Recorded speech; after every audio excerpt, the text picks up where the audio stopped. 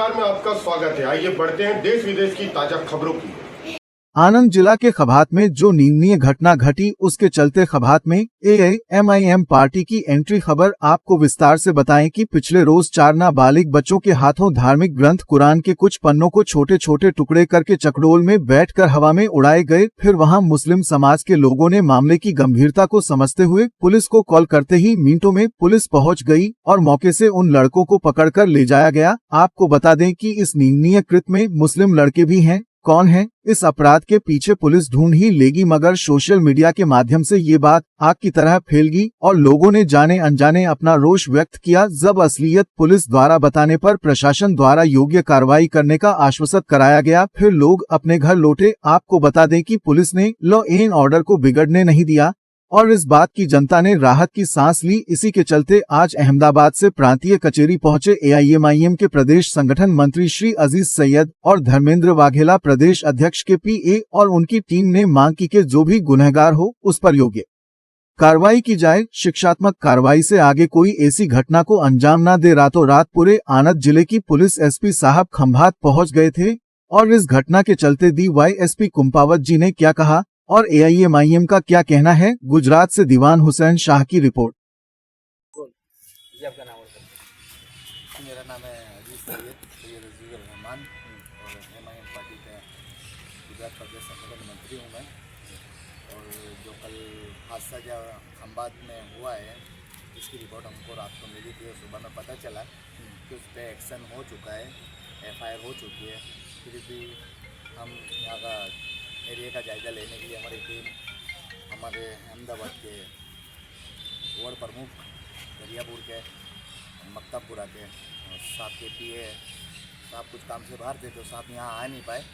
अपने धर्मेंद्र भाई वाघेला साहब के PA उन्होंने यहाँ पर आके ने आश्वासन दिया कि भाई जो काम कल हो चुका है, जो बच्चों से जो गलती हुई है, वो गलती को पुलिस वालों ने एक्सेप्ट करा है और उनके बच्चों के पास जो नाबालिग बच्चे थे उस पर कार्रवाई करके उनको अरेस्ट किया है। और मैं गुजारिश करता हूँ कि प्रशासन से और पुलिस अधिकारियों से कि आपने जो भी काम कराए बेहतर कराए और आने वाले टाइम में ऐसा कोई वाक़या खंबा सिटी आनंद जिला जो भी विस्तार गामले है यहाँ पर आजू बाजू, ऐसा कोई भी हादसा और वाक़या ना बने, उससे बस ये गुजारिश चाहूँगा मैं। बहुत बहुत शुक्रिया प्रशासन को। और ये कलेक्टर कचेरी में जो हमने आवेदन दिया है यहाँ पर कि आने वाले टाइम में यहाँ पे ज़्यादा से ज़्यादा ध्यान रखो, ये चीज़ को ध्यान रखिए कि धार्मिक कोई कारण के हिसाब से यहाँ पे HM का माहौल ना बने। बस ये चीज़ को दिमाग में रखते हुए और हमने रजूआत करते हुए ये मांगने के लिए। तो आपको क्या लग रहा है इस नाबालिग बच्चों के पीछे किसी का कोई षड्यंत्र, कोई हाथ हो सकता है या फिर? जी, ये सोच के ऊपर होता है कि जैसे आपको लगता है कि अभी का जो माहौल चल रहा है कि उसके हिसाब से षड्यंत्र होती है, मगर बहुत सारे गुजरात लेवल में अभी मॉब ब्लीचिंग, ठीक है, जो हमारे हिंदू भाई जो है और मुस्लिम भाई जो है इनके आपसी में कुछ कोई पॉलिटिकल लेवल पे इन लोगों को आपसी में लड़ाना, ऐसा कुछ हो सकता है। बाकी ये हमें नहीं लगता है कि ये वो चीज़ का कुछ ऐसा हिस्सा हो। बस बच्चों ने जो भी कर दिया है, नाबालिग है, ना समझते, उनको पता नहीं था कि ये धार्मिक चीज़ है, उन्होंने एक रद्दी समझकर उन्होंने यूज़ किया है। जैसे मॉब लिंचिंग तो ये समाज जो है पिछले 5-7 सालों से सह रहा है, लेकिन अब जो बात आ रही है नबी करीम सल्लल्लाहु अलैहि वसल्लम पे भी जो सवाल उठ रहे हैं और आज तो ये हद हो गई कि जो पवित्र कुरान है किताब, उसके साथ भी बेहरमती, ऐसे मामले अगर इसको जो कड़क पगला नहीं लिया तो आने वाले दिनों में और लोगों भी आने वाले दिनों में लोगों के मुसलमान जो बच्चे जो अभी नए नए उभर रहे हैं, उनके दिमागों में ऐसी बातें चल रही है कि हमारा मतलब गुजरात में, हिंदुस्तान में कोई भी ऐसा रास्ता नहीं है कि हम आगे कुछ कर सके। अभी जो नए जो बॉन्ड जनरेट हो रहे हैं उनके दिमाग में वहाँ मॉब लिंचिंग के नाम पर एक चीज़ डाली जा रही है कि ये हिंदुस्तान जो देश है वो हिंदुओं का है, ठीक है। पर हम उनको बताना चाहते हैं कि ये जो देश है, हिंदुस्तान जो देश है, जितना हिंदुओं का है उतना ही मुसलमानों का भी है। जितना बलिदान हिंदुओं ने दिए है उतने ही बलिदान मुसलमानों ने भी दिए। और ये हमारा हिंदुस्तान आपका देश नहीं, हमारा भी देश है। ठीक है, और हम हमारे बच्चों को आने वाले टाइम में बताएंगे कि ये जो धरती है, ये हिंदुस्तान जो है हमें यहीं जन्म लिया है और यहीं मृत्यु परस्त होगी। इंशाल्लाह हम तो हमारे बच्चों को यही सिखाएंगे, आप भी अपने बच्चों को यही सिखाए कि ये हिंदुस्तान है।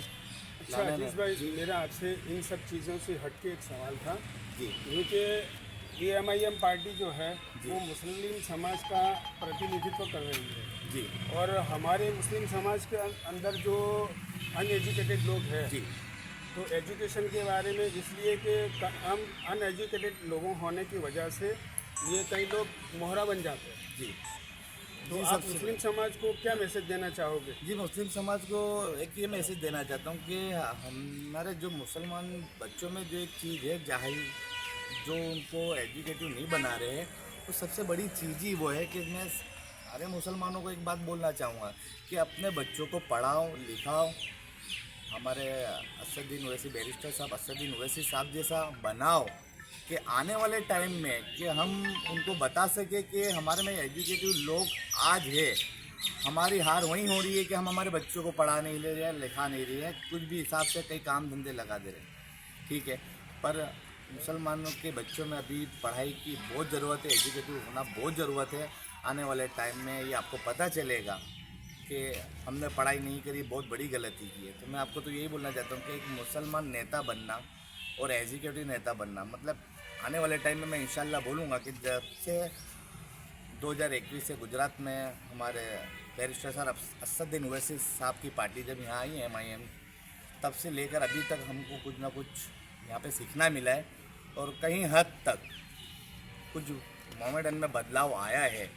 हम जब लोग बोलते थे तो डंडे ना कुछ लेके रोड पे निकल जाते थे लड़ने के लिए, पर अब हम में वो समझ आई है कि अब हम जो भी जवाब देंगे वो कलम से देंगे और इंशाल्लाह हमारी बात को हम सरकार में रखेंगे। और हम सरकार से गुजारिश करते हैं कि हम जब भी हमारी बात रखें तो आप इस पर गौर करें और हम जो मुसलमान समाज के जितने भी लोग हैं, आप उनको भी एक हिंदुस्तान का एक कहीं ना कहीं एक हिस्सा समझ के आप उस पर ध्यान दें, क्योंकि हम इसी देश में जन्मे और इसी देश में हम ख़त्म हो गए। बस यही गुजारिश करता हूँ। अस्सलाम वालेकुम। સાહેબ આ ગઈકાલે જે ખંભાતમાં ઘટના બની, શું આખી ઘટના શું છે? ગઈકાલે ખંભાત શહેરમાં ચકડોળ ગ્રાઉન્ડ ખાતે એક બનાવ બનેલો, જેમાં 4 આરોપીઓ જે છે એમણે કાગળોના ટુકડા કરી અને એ ચકડોળ ગામમાં બેસી અને ઉછાળેલા. જે કાગળો અહીંના ખંભાતના આગેવાનોએ જોયેલા અને એમને લાગેલું કે આ ધાર્મિક અમારો પુસ્તક છે એના હોઈ શકે છે. એટલે જેના અનુસંધાને જે છોકરાઓએ આ કૃત્ય કરેલું એ લોકોને પોલીસ સ્ટેશન લાવી અને પોલીસને સોંપેલા હતા અને એના અનુસંધાને પછી સમાજમાં અને બધા અલગ અલગ લોકોને જાણકારી મળેલી, એટલે લોકો પોલીસ સ્ટેશન ખાતે ભેગા થયેલા અને પોલીસે ખૂબ જ સંયમપૂર્વક સંભાળી અને લોકોને સમજાવેલા અને હકીકતથી વાકેફ કરી અને આ બાબતે કાયદેસરની કાર્યવાહી કરવામાં આવી, ફરિયાદ પણ દાખલ કરવામાં આવેલી છે. સર કેટલા આરોપી છે? એમાં 4 આરોપી છે. સર તમામ સગીર છે? હા, તમામ 4 સગીર છે. સાહેબ, પોલીસ સ્ટેશનનો ઘેરાવ કરવામાં આવ્યો હતો, પોલીસની ખાનગી કાર તેમજ એક હેડ કોન્સ્ટેબલ અલ્કેશભાઈને મારવામાં આવ્યો હતો, એ બાબતે કોઈ કાર્યવાહી કરવામાં આવશે? ના, એટલે જેમ વાત પ્રસરી ખંભાતમાં, એટલે સ્વાભાવિક છે કે સમાજના બધા લોકો ભેગા થઈ અને એ હકીકત બાબતે શું છે એ જાણકારી મેળવવા માટે પોલીસ સ્ટેશન ખાતે ભેગા થયેલા અને એમને જે પણ શંકાઓ કુશંકાઓ કે જે અફવાઓ હતી એનાથી માહિતગાર કરી અને સાચી હકીકતથી વાકેફ કરવામાં આવેલા, જે એ લોકો સમજેલા અને ત્યારબાદ ફરિયાદ આપવામાં આવેલી હતી. સાહેબ, અત્યારે ખંભાતમાં કેટલો બંદોબસ્ત ગોઠવેલો છે અને માહોલ કેવો છે? અત્યારે એકદમ આપ પણ ખંભાતમાંથી જ આવ્યા છો, એટલે માહોલ એકદમ શાંતિપૂર્ણ છે, પણ પ્રિકોશનના ભાગરૂપે અત્યારે ખંભાત શહેરમાં ખૂબ ચુસ્ત બંદોબસ્ત પોલીસનો ફાળવવામાં આવેલો છે, તેમજ લોકલ LCB, SOG અને અન્ય અધિકારીઓની ટીમો અને હેડક્વાર્ટરના પોલીસ અધિકારીઓ માણસોથી બંદોબસ્ત જાળવવામાં ચાલુ છે. હિન્દીમાં સાહેબ?